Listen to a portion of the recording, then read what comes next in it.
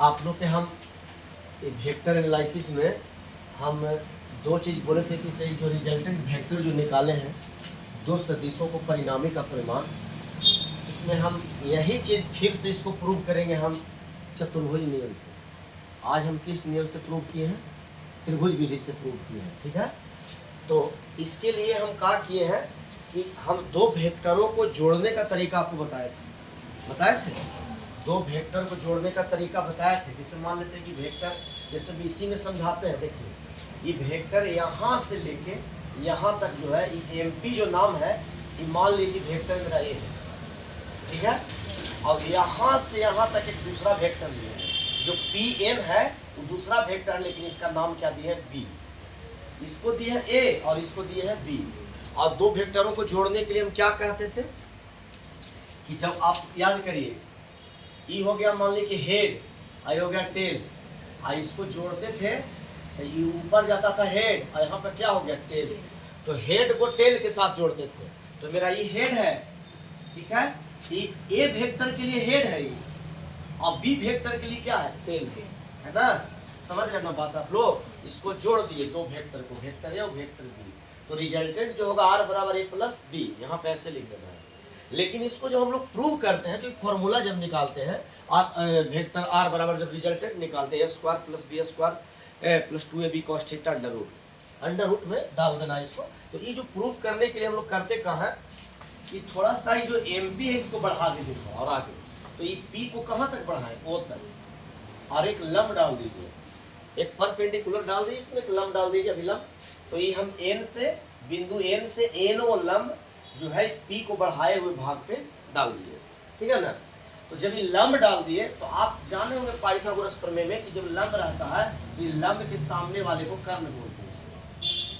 क्या बोलते हैं हम लोग? कर्ण। देखो एक छोटा सा त्रिभुज बन रहा है, PON बन रहा है, PON ये त्रिभुज। इस त्रिभुज में 90 डिग्री लंब है, तो 90 के सामने वालों को क्या बोलते हैं? इसको कर्ण बोलते हैं। पता है ना जी, ये कर्ण है, ये लंब है, इसको क्या बोलते हैं? आधार।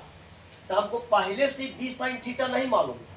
देखिए हमको इसमें ये त्रिभुज में आप लोग गौर से देखिएगा कि अभी इसको भूल जाइए कुछ देर के लिए, हम आपको बताना चाहते हैं ये वाला ट्रायंगल। ये ट्रायंगल कैसे बना है? देखिए यहाँ पे बना देते हैं हम। ये ट्रायंगल इस टाइप पे बना हुआ है, आप देखिए तो ई वाला को बनाया है, ये B है, ये मेरा B है, ये मेरा 90 डिग्री है, और ये PO है, ये P है, O है, और ये कितना है? N है। इसमें से हम इसको निकाल के यहाँ पे बनाए फिगर। सुनना, गौर करना, यहाँ ध्यान दो। तो ये B है, ये नहीं पता, ये भी न पता, ये भी न पता, तो कैसे पता करें कितना डिग्री होगा, ये कितना मान होगा? तो उसके लिए हम क्या किए हैं कि चले हैं ट्रायंगल PNO में। देखिए इसका नाम है PNO, इसमें चले PNO में। तो हमको पहले निकालना एक यहाँ पर मान लेते हैं कि थीटा है मेरा, क्या है? थीटा। तो जब थीटा मान लिए तो एक बार साइन थीटा लगाइए, ठीक है। तो साइन थीटा जब लगाएंगे तो साइन थीटा का मान आप क्या जानते थे? आप 10th क्लास में पढ़ते थे ना, साइन थीटा बराबर P/H। तो साइन थीटा है, तो साइन थीटा बराबर P/H, तो साइन थीटा का साइन थीटा लिखिए। लेकिन P के जगह NO क्यों लिखे? क्योंकि जो थीटा जो एंगल है, थीटा के सामने वाला जो भुजा होता है, जो साइड देख रहे हैं, इसी को तो P बोलते हैं। जहाँ पे जो थीटा है, जिस एंगल को डिनोट करते हैं थीटा, ये थीटा के सामने वाला क्या होता है? P। तब P लिखना, P का मान लिखना है, तो P कितना हो जाएगा? ये वाला को P बोल रहे हैं पूरा को, तब P मेरा क्या? NO, तो हो जाएगा NO। और H कौन है? तो 90 के सामने वाला H है। देखो जब 10th क्लास में आप ट्रिगोनोमेट्री पढ़ते होंगे तो उसमें जानते हैं क्या होता है? उस ट्रिगोनोमेट्री में बताते होंगे कि कर्ण नहीं बदलता, पर लंब और आधार बदलता है। कभी लंब भी आधार हो जाएगा और आधारे लंब हो जाएगा, लेकिन कर्ण नहीं बदलता। कर्ण इसलिए नहीं बदलता कि 90 के सामने वाला हमेशा ही कर्ण रहेगा, लेकिन ये परपेंडिकुलर है, हो सकता है कि बेस हो जाए, आधार हो जाए।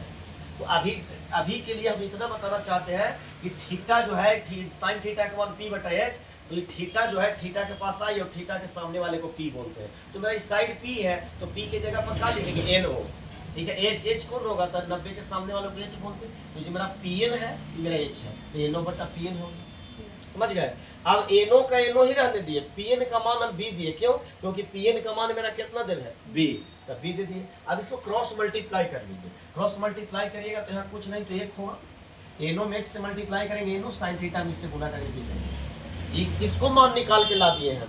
एन ओ के मान निकाल के लाए हैं। कौन चीज जो यहाँ पे हम अभी लिखे थे, कितना लिखे थे बाबू? बी इंटू साइन थीटा, याद करिए लिखे थे। तो मेरा ई वाला मान पता चल गया, बी इंटू साइन थीटा। अब ई भी पता है, ई भी पता है, ई न पता है, ई वाला इसको निकालिए, इसको लगा लीजिए फॉर्मूला कॉस थीटा। फिर से पुनः इसी ट्रायंगल में चल दीजिए, पी एन ओ में कॉस थीटा बराबर क्या होगा? तो याद करिए कॉस थीटा बराबर होता है बी बटा एच। आप अगर जानना चाहते हैं तो कॉस थीटा बराबर क्या होता है? बी बटा एच। तो थीटा तो है मेरा ही, अब थीटा के सामने क्या मिलता है? लंब। थीटा के सामने हमेशा लंब मिलता है, तो थीटा के सामने लंब है, तो हमको लंब नहीं लिखना है, हमको बेस लिखना है। तो ये जब लंब है और 90 के सामने वाला एच है, तो मेरा ये बी है ना। अरे पी है, ये एच है, तो ये बी है, तब पीओ मेरा बी है, तब पीओ को लिखिए, बी के सामने पीओ। एच कौन होगा? नहीं बदलता एच, कर्म यही रह जाएगा, एन पी या पी एन कहिए। अब मेरा इसमें मान बैठा है, पीओ का पीओ ही रहने दिए। अब पीएन का मान खोजिए, पीएन का मान कितना बताइए? पीएन का मान बी, बी हो गया। फिर से क्रॉस मल्टीप्लाई करिएगा तो मेरा क्या हो जाएगा? बी कॉस थीटा, अब पीओ का पीओ। तो अब दोनों मान पता हो गया मेरा, एनो का भी मान पता चल गया, देखो एनो का मान पता चल गया और मेरा पीओ का भी मान पता चल गया है। तो यहाँ पे लिख देते हैं बी कॉस थीटा, यही लिखल था। अब आइए इसको हम मिटा देते हैं, आपको समझाने के लिए। अब कुछ नहीं करना है, अब हमको इसमें से इसी आर का मान निकालना है, यही रिजल्टेंट है, इसका परिणाम निकालना है। तो पूरे बड़ा ट्रायंगल में चलिएगा, बड़ा ट्रायंगल में नाम कैसे लीजिएगा? एम ओ एन, या कह सकते N O M, M N O, N M O, कुछ कर सकते। लेकिन हम देखिए क्या नाम दिए हैं, कहाँ पे दिए थे, देखिए एम ओ एन। तो देखिए एम ओ एन बड़ा वाला में चल रहा है, पूरा बड़ा वाला ट्रायंगल में। तो बड़ा वाला ट्रायंगल में आप कुछ देर के लिए समझिए कि 90 डिग्री है, तो 90 के सामने वाला ये क्या हो जाएगा? कर्म होगा जी। तो एम एन बराबर क्या हो जाएगा? एम एन स्क्वायर बराबर, यदि कर्म है एम एन स्क्वायर तो हो जाएगा ई वाला का स्क्वायर, पूरा करिए यहाँ से यहाँ तक, एम ओ का स्क्वायर प्लस ई वाला हो जाएगा एन ओ का स्क्वायर। कहाँ से फॉर्मूला आता है? पाइथागोरस प्रमेय से। पाइथागोरस प्रमेय से क्या होता है? पढ़े होंगे, कर्म के स्क्वायर बराबर लंब के स्क्वायर प्लस आधार के स्क्वायर। वही चीज है, 90 के सामने वाला ये कर्म है, ये आपका पूरा आधार हो गया और ये पूरा लंब हो गया। तो एम ओ का स्क्वायर और एन ओ का स्क्वायर कर लीजिए। अब एम ओ को देखिए, एम ओ को यहाँ से एम ओ जो लिख रहे हैं, ये क्या एम ओ को हम दो पार्ट में तोड़ सकते हैं? यहाँ से लिख सकते M P plus P O. M O कहने के लिए क्या करेंगे? M P plus P O. तो M P plus P O square था तो स्क्वायर, और एन ओ स्क्वायर का एन ओ स्क्वायर रहने दीजिए। आगे एम पी का मान कितना है? आप अपने से देखिए तो एम पी का मान कितना है? ए, एम पी के जगह पे प्लस पी ओ का मान कितना है? B cos theta, B cos theta plus N O कितना लाए है बाबू? B sine theta, B sine theta. अब क्या करेंगे? इसका जब स्क्वायर करिएगा तो ए प्लस बी के होल स्क्वायर पर तोड़ दीजिए, इसको ए पढ़िए, इसको पूरा के बी पढ़िए। तो ए स्क्वायर बी स्क्वायर, दोनों का स्क्वायर होगा तो दोनों का होगा, बी का स्क्वायर भी होगा, कॉस का भी स्क्वायर होगा, कॉस स्क्वायर थीटा होगा प्लस 2ab cos थीटा हो जाएगा। 2 अपने साथ है फॉर्मूला में प्लस बी का होल स्क्वायर है, और एक के जगह पे ए हो गया और बी cos थीटा हो गया प्लस इसका जब स्क्वायर करिएगा तो हो जाएगा B square sine square theta हो जाएगा। अब देखिए क्या किया अगले स्टेप में, ये स्क्वायर को तो लिखे चुप, ये स्क्वायर को लिख दी जाएगी थी। फिर क्या किए कि इसको पहले हम लिख दिए, इसको उठा के लाइए, पहले इसको ला दिए, फिर इसको ला दिए, तब इसको लिखिए, पर इन्हें उलट पुलट किया है वही चीज। गिन लीजिए 1 2 3 4, 1 2 3 4, ठीक है। अब ये दोनों में मेरा बी स्क्वायर दोनों जगह है, तो बी स्क्वायर को क्या कर लिए?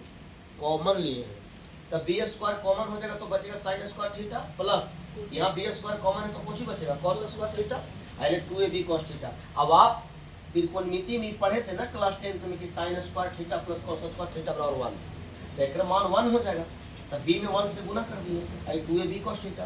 अरे भाई b में 1 से गुना करिए तो फिर से ba हो जाएगा, b स्क्वायर होगा ना, तो ये कौची हो गया a square b square 2ab cos theta. किसका मान ही आया है? mn square. अब mn जो है, mn को रहने दिया, स्क्वायर को ले जाइएगा, तो जब स्क्वायर उधर जाता है तो क्या हो जाता है? अंडर रूट कर दिए। अब mn को हम क्या माने? mn को आप मान लीजिए r, एम एन को क्या माने हैं आर, यानी आर बराबर फॉर्मूला है square B square 2ab cos theta. ये क्या है, कुछ दो सदिशों के, जब दो को कोई सदिश हो उसके परिणामी का परिणाम है। इस पर न्यूमेरिकल भी है, हम इसको बनवाएंगे, ठीक है। ठीक है।